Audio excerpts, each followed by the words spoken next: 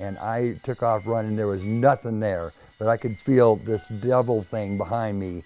And I ran a block and a half up to the lightning splitter, got to the door and it was locked, and I pounded and pounded and they came in, and this thing followed me all the way up the street. I don't know what it was. My foot went up on that first step and I could actually feel the hand on my back and something pushing me.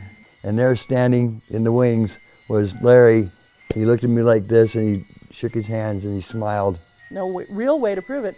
And a lot of people say that. They say you won't believe it until it happens to you. Then you will.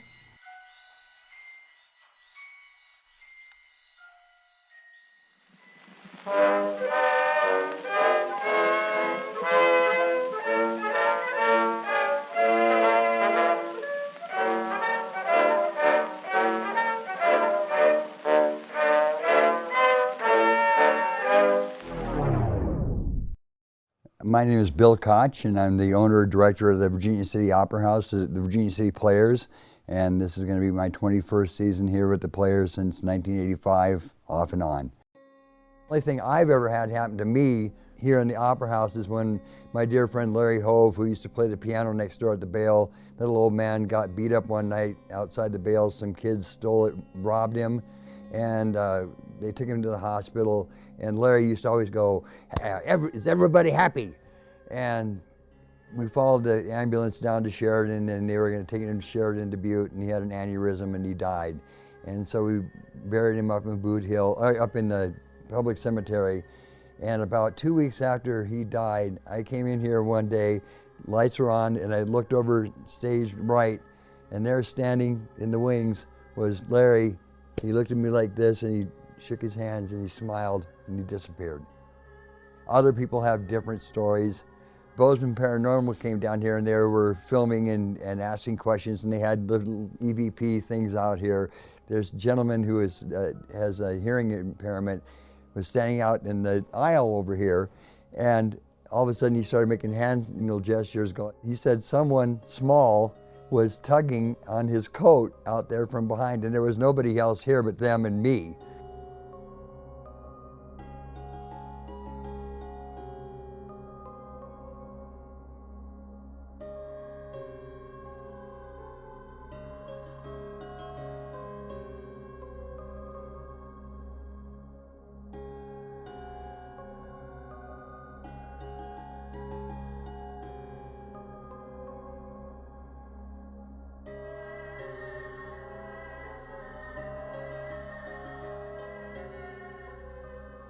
My name is Carrie Dahl, and I have always had a lifelong fascination with all things paranormal. So my story, I went, my friend Bill Koch is a longtime friend of mine, and he runs the Virginia City Players, a theater company in Virginia City. And a couple of friends and I went over for a ghost tour that Bill gave us just on his own, and he showed us the theater, and he showed us the costume shed. They have a big shed where they keep all the costumes, and evidently there's a little girl who spirit that occupies that area. Next door to the theater is a little building, little old house, and the history behind it is nobody really knows what it is, but there was a family that had lived there up until I think the 40s or whatever, and it's never had water to it, even there's a water main there, but that's where we store all the costumes and then build the costumes. There's always this story of a little girl who was in the costume shop, came around the corner, and there's this little girl standing there. She's about this tall, little calico dress on, looked like she had blonde hair. I looked at her and she just kind of giggled and disappeared. It was probably about 11:30, midnight, and I was getting ready to go to bed. Made sure the latch was on the stairwell. Went into my room, put the hook and eye on my door, lay down and started to go to sleep. And I was laying on my side, and all of a sudden I heard footsteps coming down the stairs of the rehearsal hall. And I thought, I know I shut that darn latch. Who's coming through that door anyway? Because it's inside the rehearsal hall. And it came down, all of a sudden my door opened, and the boot steps came in, and something set on the end of my bed, and the bed compressed, and this hand reached out and put its hand on my hip, And I said the Lord's Prayer faster than you've ever heard, over and over again. It was probably maybe 15, 20 seconds. The hand went off my hip, the bed decompressed, the footsteps went out the door, went back up the stairs, gone. The reason why people think Virginia City is haunted is you got to look back to 1863. There were almost 10,000 people here in this bowl. And there was sickness, there was murder, there was robbery, there was everything happened here in just a nutshell piece of time, this little itty bitty piece of time. It was here and then it dried up and it went away. And so I've always felt that if you see a spirit, it's somebody that had something that wasn't completed before they died. They died in the middle of, with high energy going on, and they don't realize they're gone. I think one of the things is the energy in this town, especially when it's at night, when there's nobody out and about, and you go walking on the boardwalks, and it's just you, and all of a sudden behind you, you hear footsteps behind you, boot steps, or whatever you want to call it, going behind you on the boardwalk. You stop and you look back, there's no one there. You start walking and they start up again. And I think there's just spirits that are here in town. The thing that's frustrating is people come to town wanting to see a ghost, insisting that they see a ghost because they've heard the ghost stories. And the ghosts aren't on retainer, they're not here. We can't just call them up and say, now make an appearance. Their energy is just here, and either you are going to feel it or you don't.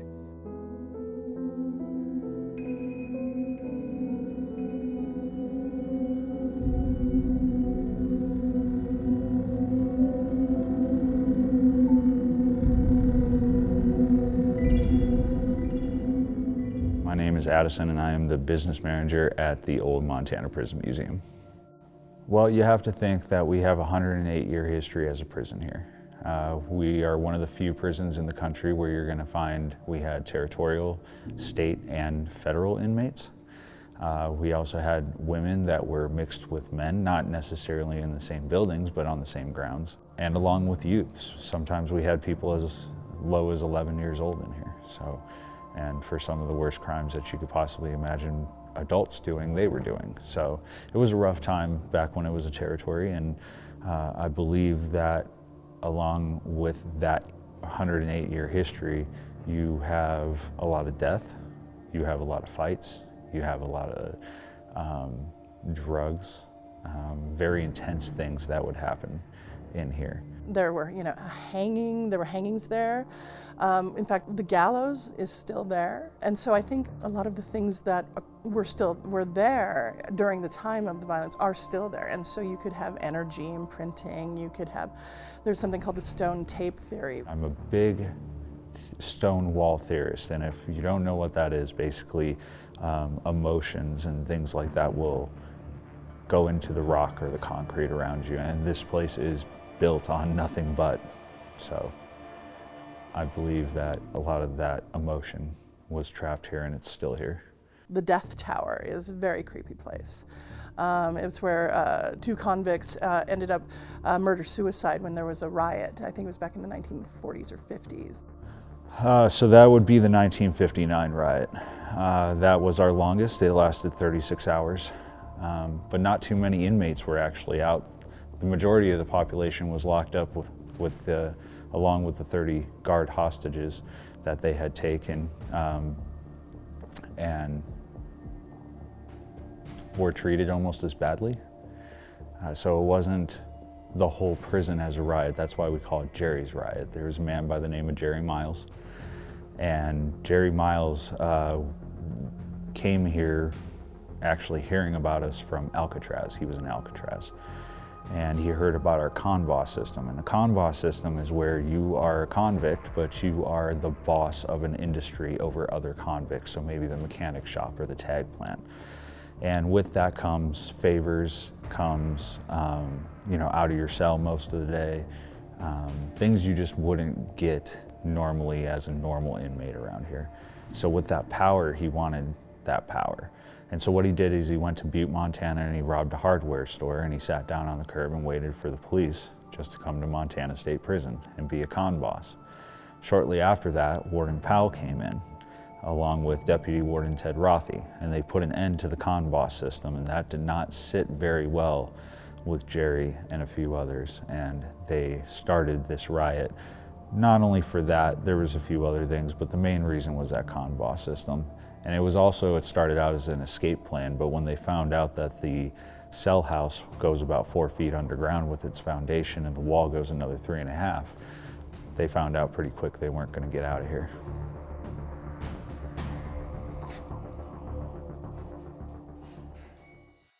It's relatively easy to question the evidence. For example, I was working on a bit of an event this past summer, and somebody from the local paranormal society was at the same event, and she was showing people this recording. So another very popular thing in paranormal investigations, they'll take a voice recorder, digital voice recorder, and they will record what's called EVPs, which are electronic voice phenomenon, where you don't hear anything when you're recording, but when you play it back, there's voice. And so some of these voices can be very clear, and this one she was showing her, she's like, listen, listen. And it was like, she's like, see, it said hello. And you're like, you know, so it's like, I think people just wish there was something that was, you know, and that's the problem, isn't it? You wish it was cut and dry. It's right there. But so nowadays you can make anything with special effects, you know. So you could have a very compelling, legitimate piece of evidence, and you're going to have everybody go, nope, that's fake. All you needed was smoke and mirrors, you know. And it's been that whole way ever since its inception, you know. No real way to prove it. And a lot of people say that. They say you won't believe it until it happens to you. Then you will. Yeah. Some of the stories I've heard are big, tall tales. Always told, be careful going up the sump, because back in the 1860s, when this whole area was full of water, and the water went up there on the road on Jackson Street, and a prostitute was in terrible situation. She'd lost her lover, had thwarted her, so she went home and she committed suicide by diving off the porch of her house into the Alder Lake and drowned herself. Well, there was never an Alder Lake. The water never went up to Jackson Street, but that was one of the first old-timer stories I heard when I first came here in '85. All the stories, you know, in Montana, all the places I've been, like the Dumas Brothel, here, Gunslinger Gulch, I've had way too many experiences to not believe in it. Like I said, you know, when you just can't explain it is when you start to believe. I think it's one of those things where you just have to experience it to believe. When you finally have an experience where you have no explanation for it, or you see something that you have no explanation for it, that's when you start believing. I've had people come on my tours. One guy about 6'2", 250 pounds says, oh, I'm just here for my wife, I don't believe in this stuff. And he was the first one to leave that night. That's how it is here. You know, if you believe and hardcore believe, it takes a while for things to happen around here. When you are a skeptic, they'll show you that you're wrong.